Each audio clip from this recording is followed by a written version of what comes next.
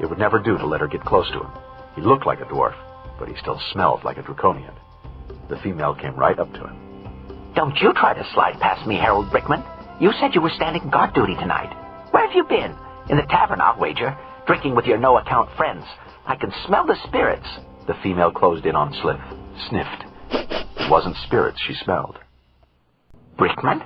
Whatever have you been doing? You smell just like a frog. Her eyes widened. She stared at Slith in horror.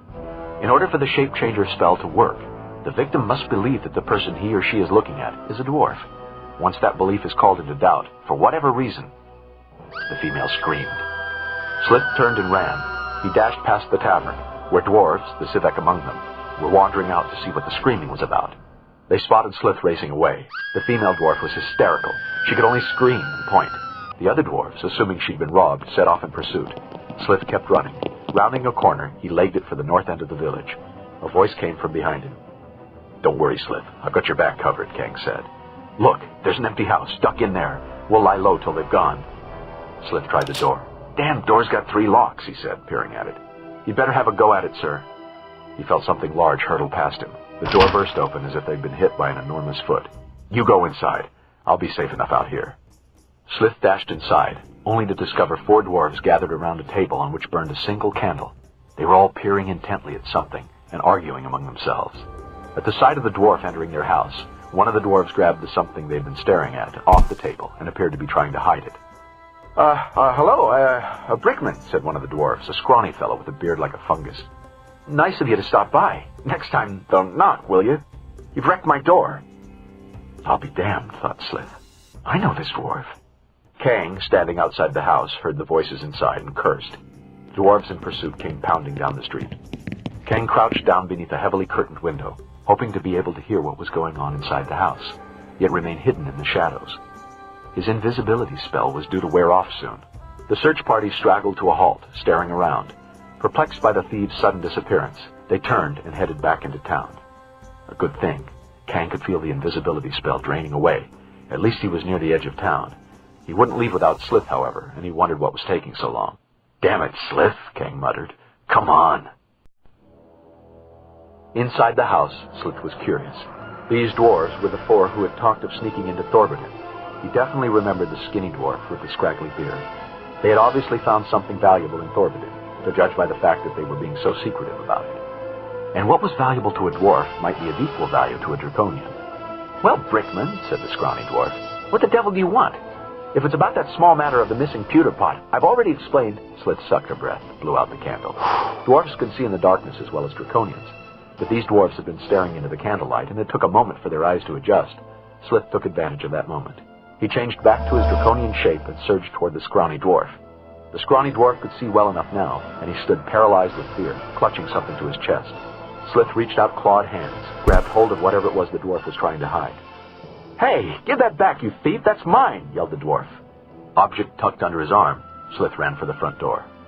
Unfortunately, in his haste and excitement, he forgot that he had entered as a dwarf, and that he was now leaving as a 7-foot-tall draconian. Slith bashed headlong into the doorframe.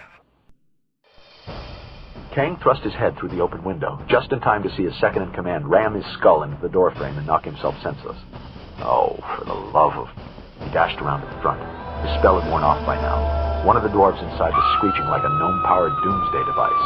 Every dwarf within miles would be descending on him. Slith lay on his back, his feet sticking out the door. He was holding what looked like a book in his arms. 2 of the dwarves were running toward him, large clubs in their hands. Grabbing hold of the civic's feet, Kang gave a heave and pulled Slith out the door, just as the 2 dwarves were getting ready to finish the job on Slith's skull, which the doorframe had started. "Slith, come on, wake up!" Kang smacked his second a couple of times in the face.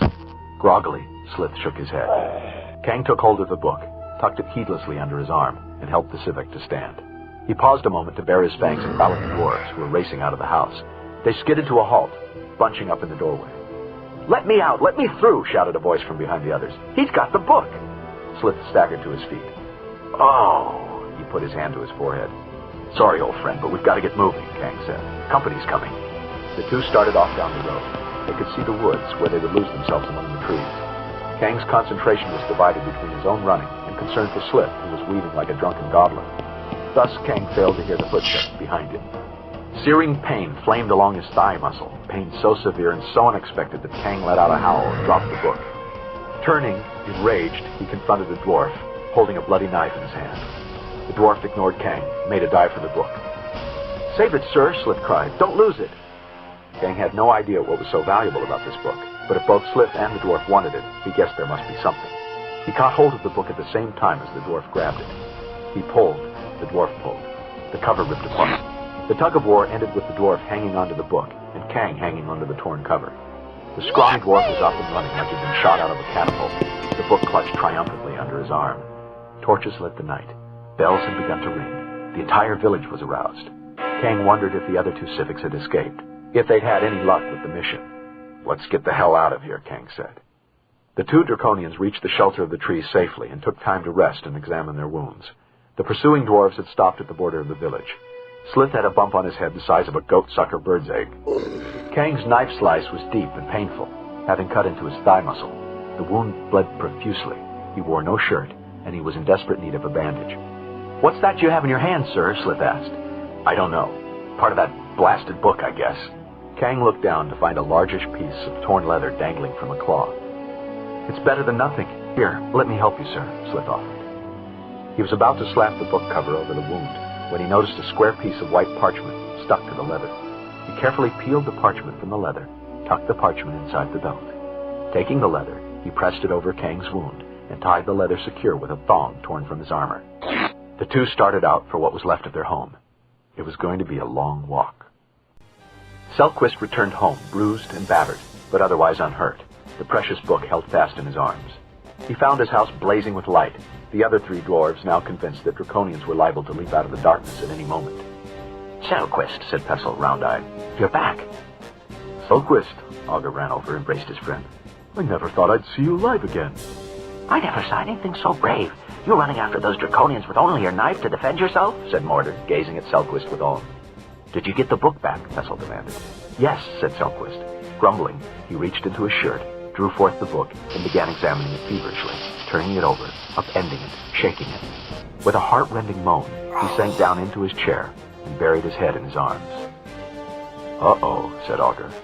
"The map's gone." "Is that all?" Mordred sniffed. "I can draw you a new one like that." He snapped his fingers. "I remember it clearly." Selquist lifted a tear-stained face. You can?" he whispered. "Well, certainly," Mordred said with dignity. "Hand me something to write on." Selquist shoved a blank piece of paper over to Mordred, and he began to draw. The other three dwarves leaned over him, breathing down his neck. "No," said Selquist, shoving a grubby finger in Mordred's work. "You got that bit wrong. This fork goes off to the left." "No, it doesn't," Mordred said irritably. "Yes, it does. Augur, what do you say?" "I thought that this is where the three roads branched off." "No, this is where the wall was blocked up," Pestle argued. The arguing and the map drawing continued.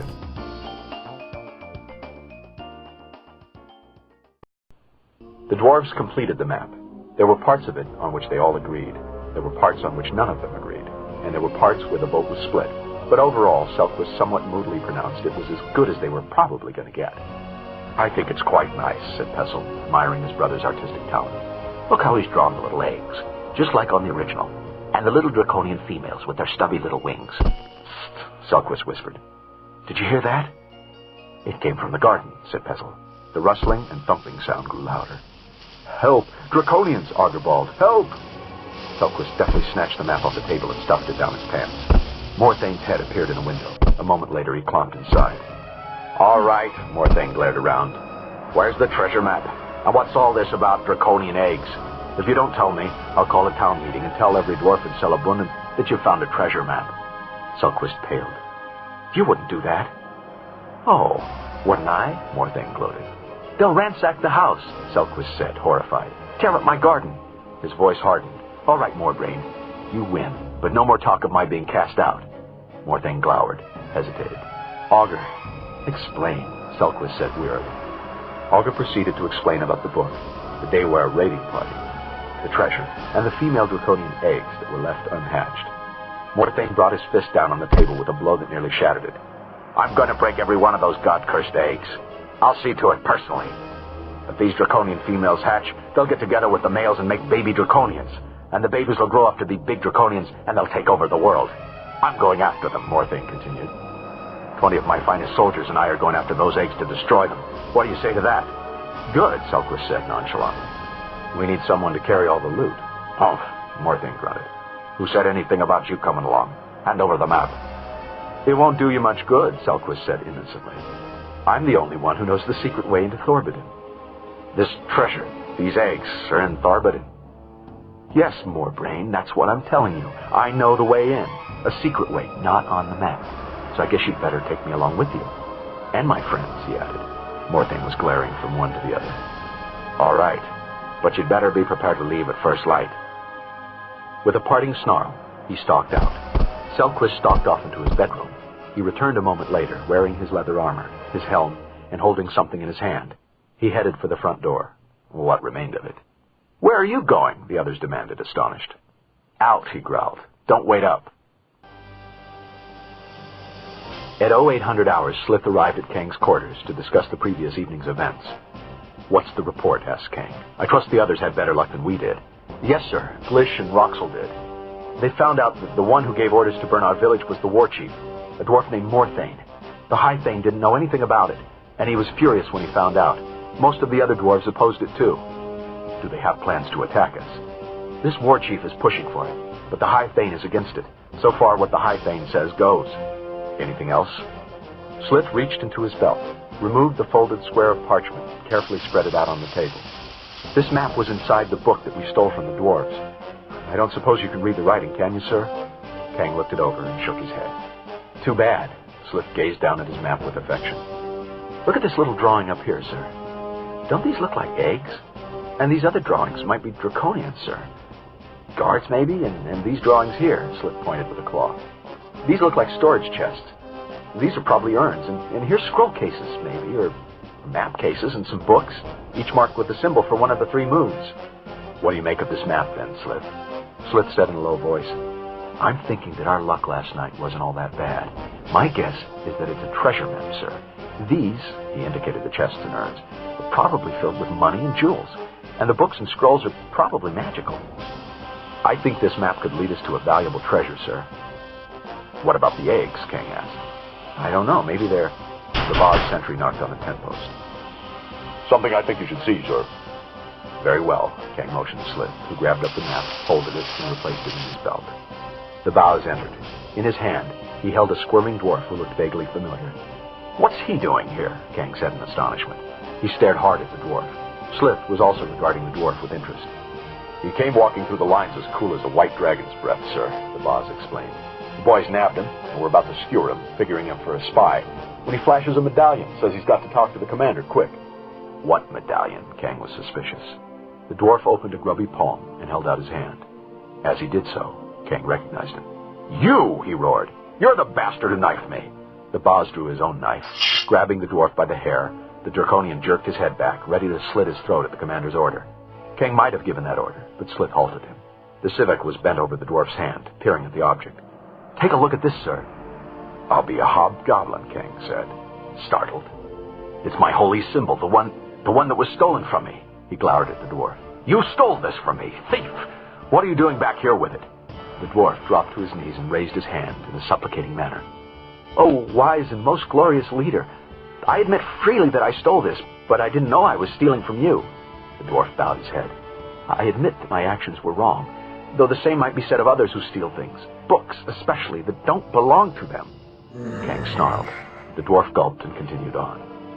I'm happy to return this to you, honored sir. Very happy. The dwarf mopped his perspiring face with the sleeve of his tunic. I ask only one thing in return. He clasped his hands together. Take your queen's curse off me, please. Kang snatched back his holy symbol. His hand closed over it. A feeling of relief flooded through it, a blessed warmth that eased the pain of his wound. Kang reached out his hand, took the Baz's knife. Thank you, soldier. But I'll get this one myself. Sir, a word with you? Slith coughed in a meaningful manner.